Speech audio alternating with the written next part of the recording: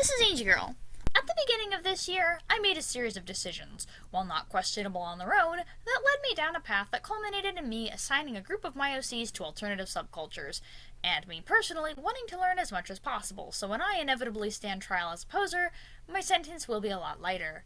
The OCs in question form an awkward found family of a guy, his dad, a crazy uncle, and an extraterrestrial cat girl.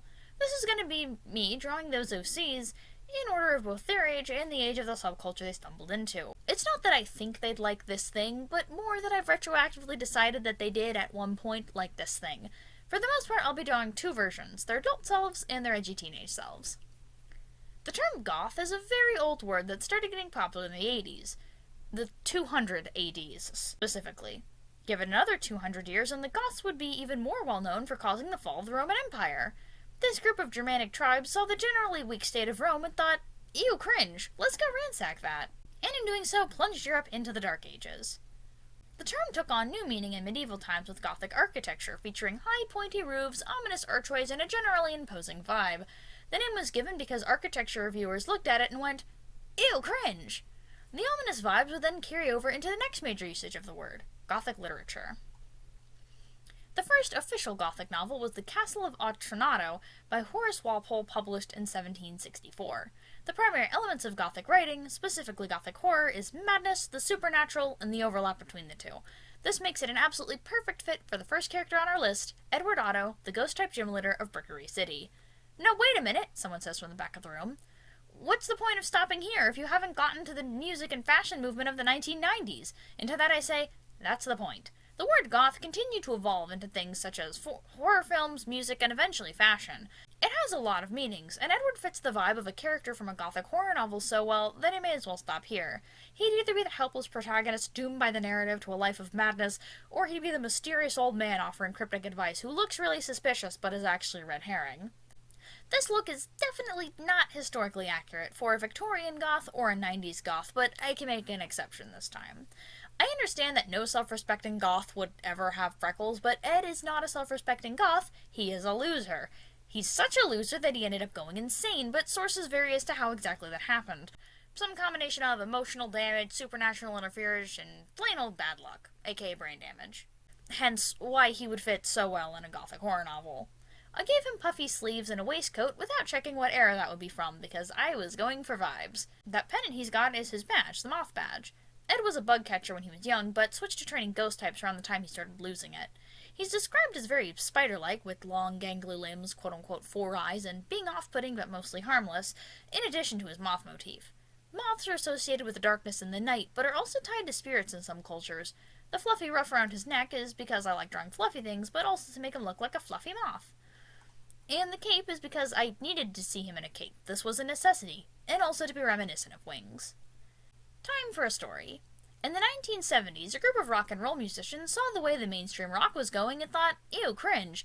This was after music critics had used the term punk rock to describe garage bands, named as such, to call the bands amateur, in such a way that meant, ew, cringe. This happened to be going on at the same time people were taking serious issue with the British government. There are several factors that I cannot research or explain with the 4 hours of sleep I had while writing the script. This somehow caused the punk subculture to be born. Punk as a subculture is basically the equal and opposite to the hippie movement of the decade prior. The hippies saw that the world was messed up and decided, let's go live in a van and invent flip-flops and eat suspicious mushrooms. Meanwhile, the punks saw the world was messed up and said, let's go commit arson. Ultimately, punk is about being as anti-establishment as possible and is really more of a political and social movement than a fashion one. The fashion that resulted can be considered pretty outlandish as a way of showing how against the grain punks can be. When not necessarily against the grain, our second character is definitely trying to remove himself from it. The character in question is the Steel-type gym leader of Oxford City, Rusty Cameron. Rusty's backstory is heavily dependent on the fact that he has diagnosed kleptomania. Kleptomania is a condition that seems to be related to OCD, but with compulsion specifically towards stealing, no pun intended for once. Individuals born with kleptomania can be diagnosed after they reach the age where children should understand that sharing is good and taking is bad. Rusty wasn't diagnosed until he was 13. Until that point, he had just been a problem child that no one can control. After his first arrest for shoplifting, his mother finally had enough of what is wrong with you /exasperated and finally changed to what is wrong with you /genuine. His diagnosis did nothing to help his reputation, and Rusty ran away from home when he was 14. Seeing as this is the Pokemon universe, a teenager living alone wouldn't really have been seen as suspicious, but this lack of suspicion actually hurt him long term, since no one was looking to see if there was a reason he was so alone. I can definitely imagine Rusty going full punk while on the run to cope with his mommy issues, but also to make himself feel better about how outcast he is. A lot of kleptomaniacs end up developing other mental health problems, specifically related to shame and low self-esteem, due to being genetically wired towards criminal activity. When he finally stopped running and ended up in Pivana, he had a pretty serious self-destructive spiral that only ended because Edward of all people told him to get help. They got close with both of them at their lowest points, but one survived and the other completely broke down. Rusty is one of the only people to know Edward from before he went mad, thus making their friendship a special one. I mentioned at the start that these four make a sort of found family, and if that's the case, Rusty is the intimidating but secretly very chill dad, with Edward as the weird uncle. Literally. I like to think that the two of them have a sort of brother bond, but Rusty is so stoic and Edward is so manic that neither one of them have ever said so. Rusty's look for this speed paint was going to have a pretty strong scrap metal motif, considering he is a character with a pretty strong scrap metal motif. He's got patches all over his vest, which was going to be a coat, but I wanted to show the bandages on his arms, and it just looked more fitting. That one specific patch on his chest is also his badge, the scrap badge. There's 3 half-body shots here instead of Ed's 2, because Rusty started off as a short and stocky kid, hit a growth spurt, and had a major depressive spiral around the same time, and then recovered and filled out again. His skin tone changes so drastically because red hair and gray eyes tend to go along with the lack of melanin. Rusty's naturally really pale, but just lucked out and is somehow still able to tan because, I don't know, it's anime. And for the record, his hair is not styled at all. He just naturally has anime hair because this takes place in Pokemon. Time for another story. So after punk rock had done its thing for a while, things settled down into a couple of different genres, including post-punk. One offshoot of post-punk was a group of people who liked high, spiky architecture and stories about madness and death, I'm guessing, and were called goth. However, a certain group of goths were starting to get really personal, with introspective lyrics about the singer's struggles. The main body of goths at large looked at the subsection and went, "Ew, cringe. You're so emotional. What are you, emotional hardcore?" And the newly named emo subculture went, "Yes, we are." Emo music is primarily defined by subject matter, as in lots and lots of angst. The emo style took a lot of cues from its goth predecessor, primarily achromatic color palettes, lots of makeup, and spooky, scary accessories. Like with any large group of people, there's a spectrum. On one side, you have the teenager who listens to My Chemical Romance and only shops at Hot Topic, and on the other hand, you have someone who sees with rage if you imply that My Chemical Romance or Hot Topic is truly emo. One has rejected the label, the other just isn't the same after the 2007 rebrand. While all these subcultures have had rough reputations, emo specifically gets accused for the romanticization of suffering, which kinda makes sense. If you have enough people bonding over the pain they were already experiencing when they found the music, someone is going to start saying that the pain is the only way to fit in. Now note that is someone, but that someone did exist. Now if the bundle of angst and abandonment issues on a pair of knobbly knees that's up next were to encounter someone encouraging something like that as a means to fit in, he would probably grab them by the collar and yell that the world is rough enough on its own, why are you making it harder on yourself? The bundle of angst and abandonment issues we're referring to is none other than Daniel Willow, aka Will Daniels, Pivana's Pokemon professor. For the record, he goes by Daniel as a teenager and Will as an adult due to his amazing disguise of literally just taking off his glasses and hoping no one recognizes him. In his defense, very few people know about Professor Willow, no relation to Pokemon Go. I made this OC 2 years prior, yes, I've been writing him for that long. As anyone other than this soft-spoken, slightly awkward man who got handed the professor position because they couldn't find anyone else.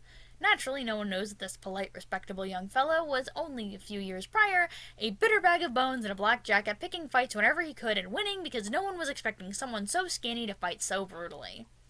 He probably got called emo boy quite a bit as an insult, and while I don't know if he would embrace it, I do know that he was very disappointed to binge MCR's discography, only to find out they had recently disbanded. Rusty was probably the one to introduce Daniel to rock, seeing as the Steel-type gym leader would probably listen to metal. And funny enough, Daniel was going through his Game Theory phase at the time, meaning lots of nerdcore ended up in his personal playlist as well. Now, of course, Daniel would educate himself by listening to bands that actually identify as emo, but I haven't done that, so I cannot insert my knowledge here.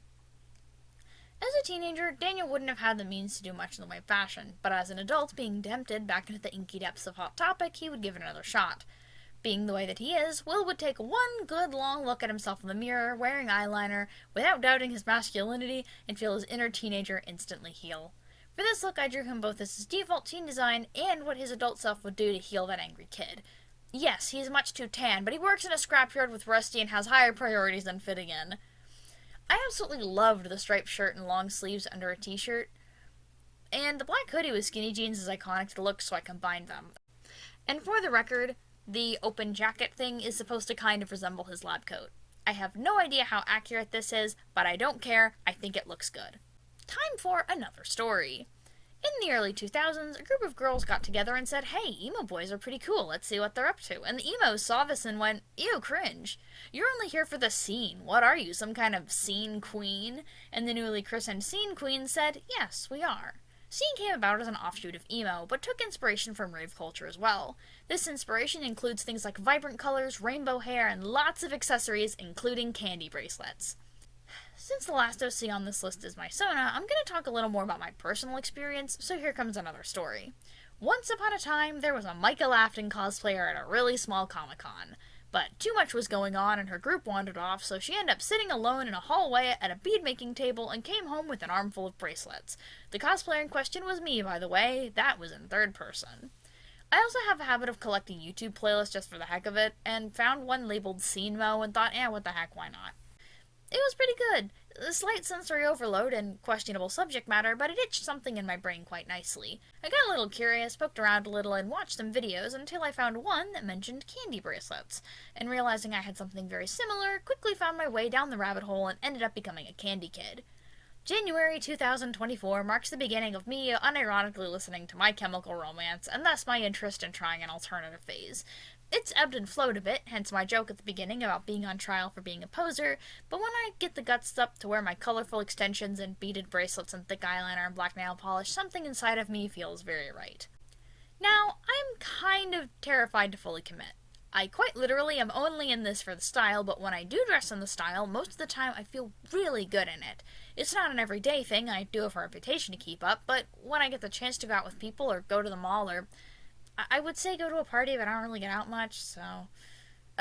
Anyway, when I have the chance to go out and dress up and wear an armful of cuffs, things feel really good.